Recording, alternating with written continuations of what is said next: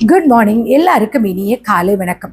இன்னைக்கு நம்ம பார்க்க போகிற விஷயம், வழக்கமாக எல்லா டைமும் பேசுகிற மாதிரி காலையில் சீக்கிரமாக எழும்புங்க, மொபைலை பார்க்காதீங்க, அதுக்கப்புறம் வந்துட்டு கஷ்டப்பட்டு ஒழிங்க, எதிர்த்து பேசாதீங்க, சோஷியல் மீடியாவை பார்த்து பரபரன்னு ஆகாதீங்க அப்படின்ற அறிவுரை ரொம்ப போர் ஆகிடுச்சுல்ல. சரி, அதை கொஞ்ச நாள் தள்ளி வச்சுருவோம். இன்றைக்கி வேறொரு விஷயத்த பார்க்க போகிறோம். உங்கள் வீட்டு கபோர்டில், உங்கள் வீட்டு ஹால் மூலையில் அமைதியாக தூங்கிட்டு இருக்க ஒரு விஷயம். ஐயோ, கடற்கரை ஓடி போய் என்னன்னு பார்க்க போகிறீங்களா? ஐயோ, பூச்சின்னு நினைக்கிறீங்களா? அதெல்லாம் ஒன்றும் இல்லைங்க. ஐயோ, இங்கே அழுக்கு இருக்கே, அது எப்படி இந்த அம்மாவுக்கு தெரியும் அப்படின்னு யோசிக்கிறீங்களா? அதுவும் இல்லைங்க. மேலே நிமிர்ந்து பார்த்தா ஒட்டடை இருக்கே, அதை சொல்கிறாங்களோ நினைக்கிறீங்களா? அதுவும் கிடையாதுங்க. வேற ஒரு விஷயந்தான் பற்றி பேச போகிறோம். ரொம்ப ஆசையாக நம்ம ஒரு பொருளை வாங்குகிறோம். சரி, இப்போ ஒன்றுமே இல்லை, ஒரு கலரிங் புக் வாங்குகிறோன்னு வச்சுக்கோங்களேன். ரொம்ப அழகாக ஒரு 2 பக்கத்தை மட்டும், அந்த குழந்தைகளாகட்டும் எல்லாமே இருக்குமே, ஒரு 2 பக்கத்தை மட்டும் அழகாக கலர் பண்ணிவிட்டு அப்புறமா என்ன பண்ணுவோம், அதை அப்படியே அழகாக கபோர்டுக்குள்ளே க்ளீனாக அப்படி வச்சுருவோம். ரொம்ப ஒரு புக்கு வாங்குவோம், ரொம்ப இன்ட்ரெஸ்டிங்காக அந்த புக்கு படிப்போம். 4-5 பக்கம் படித்ததுக்கப்புறம் அதை அப்படியே வச்சு அப்புறம் படிக்கலாம் அப்படின்னு நினச்சிடுவோம்.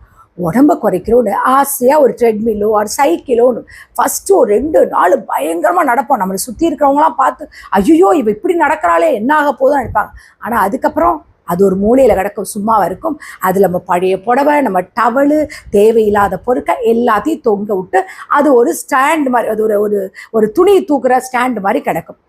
இல்லைன்னா வந்துட்டு நம்ம இந்த வருஷம் தொடக்கத்தில் ஒன்று சொல்லுவோம், ஒரு டைரி வாங்குவோம் இல்லையா? நம்ம வந்து இன்னைக்கு இந்த வருஷம் தொடக்கும் போது இந்த வருஷம் ஃபுல்லும் நான் செய்கிறத நடக்க விஷயங்களெல்லாம் நான் எழுத போகிறேன் அப்படின்னு சொல்லுவோம்ல. ஆனால் அதில் ஃபஸ்ட்டு ஒரு 5 பக்கம் மட்டும்தான் நம்ம எழுதியிருப்போம். அதுக்கப்புறம் இந்த டைரி பிளாங்காக இருக்கும். இப்போ கமெண்டில் சொல்லுங்கள், உங்கள் வீட்டில் இந்த மாதிரி பாதியில் நிற்கிற பொருள் எது? ஏன் நம்ம எல்லாத்தையுமே பாதியிலே நிறுத்துறோம்? இன்றைக்கி அதை பற்றி தான் பேச போகிறோம். டிஃப்ரெண்ட்டாக இருக்குல்ல. நம்ம ஒரு குடும்பத்தில் ஒரு நடக்கிற ஒரு கதை.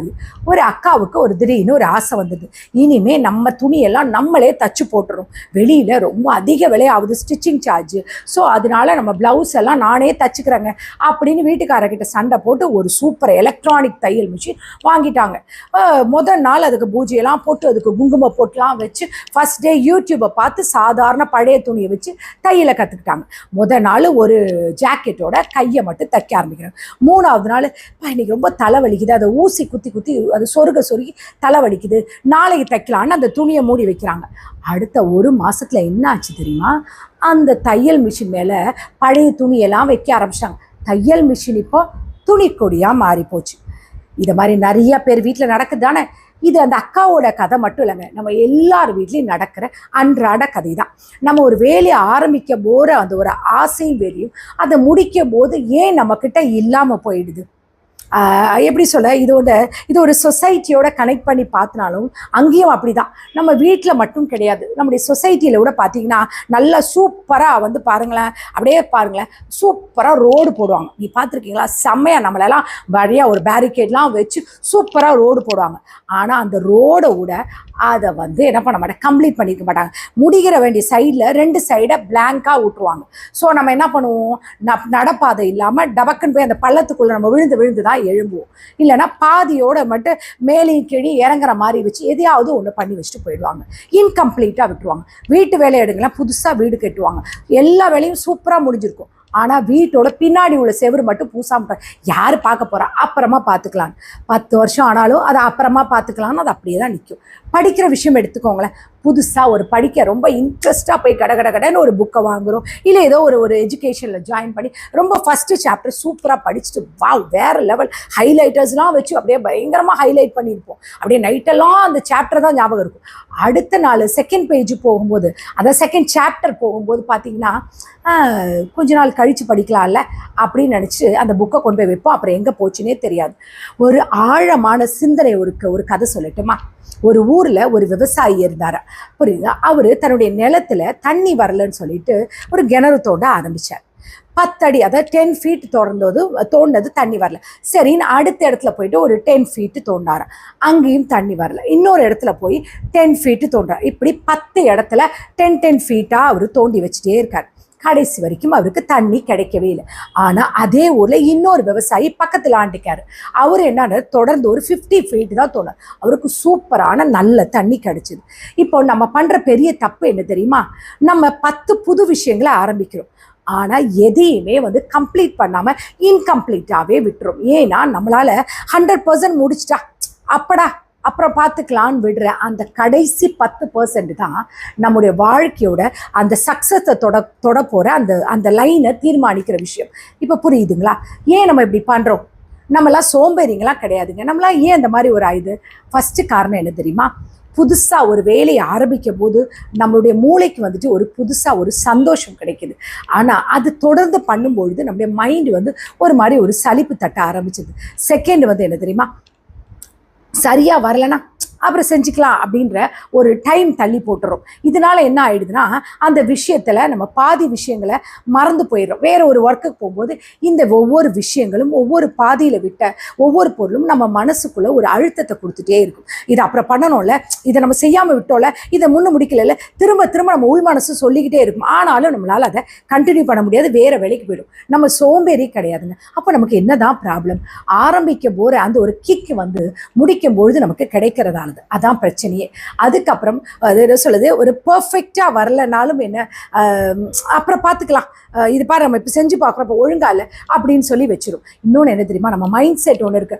முடிச்ச உடனே அடுத்த நம்ம ஒரு இந்த பொருளை வாங்கினதுமே அடுத்த விஷயம் நம்ம கண்ணுக்கு வந்து பளிச்சுன்னு தெரியும் பொழுது இது அப்படியே மறந்துடும். சிலர்லாம் பாருங்களேன், ஒரு பைக்கெல்லாம் வாங்கும்பொழுது அவங்க கண்ணுக்கு அது அவ்வளோ அட்ராக்டிவாக தெரியும். ஃபர்ஸ்ட் நாள் அப்படி பலன்னு வைப்பாங்க, ஒரு வாரம் அதை அப்படி மெயின்டைன் பண்ணுவோம். அதுக்கப்புறம் அவங்களுடைய கண் பார்வை வேறு விஷயத்துக்கு போயிடும். அது அப்படியே வந்து பாழடைஞ்சு போய் கிடக்கும் உண்டு. அதுக்கப்புறம் அது மழை வந்து சுத்தப்படுத்தினாதான் உண்டு. இப்படி தான் எல்லா விஷயங்களும் பார்க்கும்போது இருக்க ஒரு அட்ராக்ஷன், ஒரு அஃபெக்ஷனேட் வந்து நம்ம ஒரு ஷாப்பிங் போகும்போது நம்ம கண்டிப்பாக இது யூஸ் ஆகும்னு அந்த பொருளை வாங்குவோம். ஆனால் 6 மாதம் ஆனாலும் அந்த பாக்ஸோட ஓப்பன் பண்ணாமல் அது அப்படியே கிடக்கிற வீடு எத்தனையோ இருக்கு இல்லையா? ஒரு புது லாங்குவேஜ் கற்றுக்கணும்னு சொல்லிட்டு ஒரு ஆப்பை டவுன்லோட் பண்ணி வணக்கம் அப்படி தான் போயிருக்கும். அதோட அப்படியே அந்த லைன் நிற்கும், நம்ம மறந்து போயிடுறோம் இல்லையா? இது நம்முடைய வாழ்க்கையில் ஜெயிக்கிறவங்களுக்கும் ஓயாமல் உழைச்சி ஜெயிக்க முடியாமல் இருக்கிறவங்களுக்கும் இருக்கிற ஒரு சின்ன விஷயம்தான். ஒரு வித்தியாசம் வந்து என்ன தெரியுமா? ஜெயிச்சவங்க யாரும் வானத்திலேருந்து குதிச்ச புத்திசாலியெல்லாம் கிடையாது. அவங்களும் நம்மளை மாதிரி ஒரு மனுஷங்க தான். ஆசை இருக்குது, ஆனால் சோம்பேறித்தனமும் அவங்களுக்கு இருக்குது, சலிப்பும் தட்டும். ஆனால் அவங்க என்ன, அவங்களுடைய ஒரே ஒரு பழக்கம் ஆரம்பித்த விஷயத்தை கம்ப்ளீட்டாக முடிக்கணும்னு நினைக்கிறது தான் அவங்களுடைய விஷயம். நம்ம நினைக்கிறோம் ஒரு வேலையை 90% முடிச்சிட்டோம்ல, இன்னொரு 10% தானே அப்புறம் பார்த்துக்கலாம்னு நினைக்கிறோம். உண்மையிலே அந்த 90% வேலை செஞ்சவனுக்கு எந்த ஒரு அடையாளமும் கிடையாது. அந்த ஒரு 10% விஷயம் இருக்குல்ல, அந்த 10% முடிக்காமல் அதை முடித்து கம்ப்ளீட் பண்ணுறவங்களுக்கு தான் உலகத்தில் எல்லாத்துடைய சக்ஸஸும் ஐடென்டிட்டியும் கண்டிப்பாக கிடைக்கும் இல்லையா? யோசிச்சு பாருங்கள், ஒரு வீட்டை 90% கட்டி முடிச்சுட்டு கூரை போடாமல் விட்டுட்டா அதில் வாழ முடியுமா நம்மளால்? ஒரு சமையலை 90% பண்ணிவிட்டு கொஞ்சம் சால்ட்டு போடாமல், சால்ட்டு தானே அப்படின்னு சொல்லிட்டு விட்டா நம்மளால் சாப்பிட முடியுமா? ஏன் நம்ம வாழ்க்கையில் மட்டும் 90% முடித்த வேலையில் அப்படியே இன்கம்ப்ளீட்டாக விட்டுட்டு ஏன் அடுத்த வேலையை நம்ம தேடி போடுறோம்? புரியுதுங்களா? அதனால இன்னைக்கு இப்போவே இந்த வீடியோ பார்த்து முடிச்சோடனே உங்கள் மனசுக்குள்ளே தோன்ற ஒரு விஷயமா இருக்கணும், அன்பா ஆனால் ஒரு கெத்தான சவால் விடுறேன். இன்னைக்கு ராத்திரி தூங்குறதுக்குள்ளே உங்கள் வீட்டில் இன்கம்ப்ளீட்டடாக என்னென்ன விஷயங்களாக இருக்குது, ரொம்ப நாளாக பாதி வழியில் நிற்கிற ஏதோ ஒரு விஷயம், ஒரு சின்ன விஷயமா இருக்கட்டும், அவர் பெருசாக வேணாலும் எதானாலும் இருக்கட்டும், அதை கையில் எடுத்துக்கோங்க. பாதியில் ஒன்றுமே வேண்டாங்க, நம்ம கபோர்டில் ஃபில் பண்ணி அந்த துணியெல்லாம் வந்துட்டு கபோர்டெல்லாம் அடுக்காமல் விட்டுருப்போம் இல்லையா, அதாக இருக்கட்டும். இல்லை ஒரு என்ன சொல்கிறது, ஒரு புக்ஸை எடுத்துகிட்டு பாதி புக்கு படிச்சுட்டு பாதி வச்சுருக்காரு, இல்லை கிச்சன் கபோர்டை அழகாக நீட் பண்ணாமல் இல்லை அப்புறம் பார்த்துக்கலான்னு வச்ச விஷயமா இருக்கட்டும். இல்லைனா ஃபோன் பண்ணி பேசணும் இவங்ககிட்ட, அப்புறம் பேசிக்கலான்னு முடிச்சுட்டு வேண்டாம் அப்புறம் தள்ளி வச்சு அந்த ஒரு ஃபோன் காலாக இருக்கட்டும், எதாக இருந்தாலும் பரவாயில்ல, இன்னைக்கு நான் முடிச்சிட்டேன்னு ஒரு திருப்தியோட அந்த வேலையை இன்னைக்கு நீங்கள் செஞ்சு முடியும். அது என்ன வேணாலும் இருக்கட்டும். இப்போ இந்த கமெண்ட் பாக்ஸ்குள்ளே நீங்கள் சூப்பராக போயிட்டு இன்றைக்கி நைட்டு நான் தூங்க போகிறேங்க இந்த வேலையை முடிச்சிட்டேன் அப்படின்னு நீங்கள் நான் இன்கம்ப்ளீட்டாக வச்சு இந்த வேலையை நான் முடிப்பேன்னு சொல்லிட்டு சவால் விடுங்க.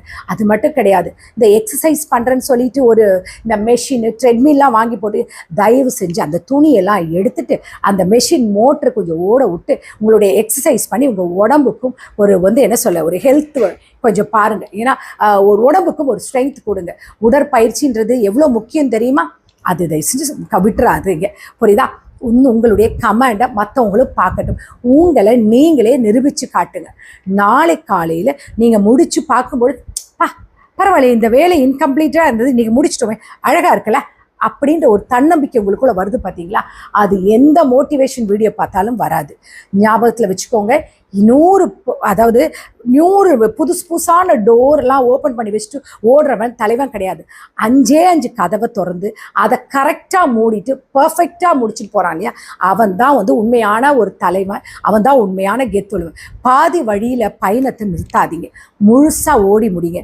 இந்த சவால் யார் யாருக்கெல்லாம் தேவைப்படும் இருக்கோ, இல்லை யார் யாரெல்லாம் அக்செப்ட் பண்ணுற மாதிரி இருக்குது, நம்ம வீட்லேயும் ஆமாம்ல நம்மளும் இந்த மாதிரி விஷயங்கள்லாம் அப்படி பண்ணுறோம்ல, உங்களுக்குள்ளே தோணுதில்ல, சரி நீங்கள் மட்டும் இல்லை நம்ம குடும்பத்துலேயும் நம்ம ஃப்ரெண்ட்ஸ்லேயும் யாராவது இருப்பாங்களே, அவங்களுக்கு நம்ம இந்த வீடியோவை கொண்டு போய் ஷேர் பண்ணுங்கள்.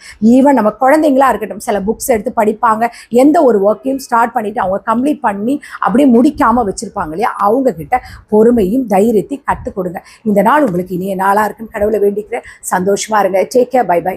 Love you all.